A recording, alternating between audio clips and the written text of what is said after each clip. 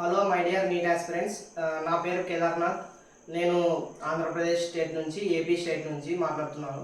నేను మొన్న జరిగిన మే 5th నీట్ 2024 అటెంప్ట్ చేసినాను. యాక్చువల్ అంటే ప్రస్తుతం ట్రెండింగ్లో ఉన్న టాపిక్ రీనీట్ అని. మన సదరన్ స్టేట్స్ అంటే సోకాల్డ్ ఏపీ, తెలంగాణ, కర్ణాటక, కేరళ, తమిళనాడు ఇంకేమైనా ఉంటే అవి సదరన్ స్టేట్స్ వరకు అసలు ఏ స్కామ్ జరగలేదు. ఇంతవరకు బయటపడలేదు. జరిగినప్పటికీ అంటే జరగలేదని చెప్పకూడదు, కానీ ఇంతవరకు అయితే ఏ స్కామ్ బయటపడలేదు సదరన్ స్టేట్స్ నుంచి. మనకు అసలు రీనీట్ అవసరం లేదు, ఎందుకంటే మనకు వచ్చే స్కోర్స్కి ఆల్రెడీ మనకి మంచి మంచి కాలేజెస్ వస్తాయి. ప్రజెంట్ పోయిన ఇయర్ కట్ ఆఫ్ని బేస్ చేసుకుంటే ఇంకా మన కాలేజెస్ కూడా పెరిగాయి కాబట్టి మనకేం లాస్ ఉండదు. యాక్చువల్గా స్కామ్స్ అంతా జరిగింది నార్థన్ స్టేట్స్లో, కాబట్టి రీనీట్ పెడితే కూడా ఓన్లీ నార్థన్ స్టేట్స్కే పెట్టాలి.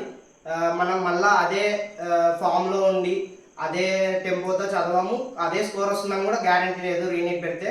కాబట్టి రీనీట్ పెట్టకూడదు. నేను ఇంతవరకు యూట్యూబ్లో ఒక వీడియో కూడా చూడలేదు. మన సదరన్ స్టేట్స్ నుంచి వాయిస్ రైజ్ చేస్తున్న వీడియోస్ ఏమీ లేవు. కాబట్టి మన ఫెలో నీట్ ఆస్పిరెంట్స్ కూడా చేతనైతే ఒక వీడియో చేసి అప్లోడ్ చేయండి. దీనివల్ల మన బాధ ఎన్టీఏ వరకు చేరి రీనీట్ జరిపితే కూడా ఓన్లీ నార్థరన్ స్టేట్స్కే జరిపేటట్టు చూసుకోవచ్చు. Please do justice for southern neat aspirants.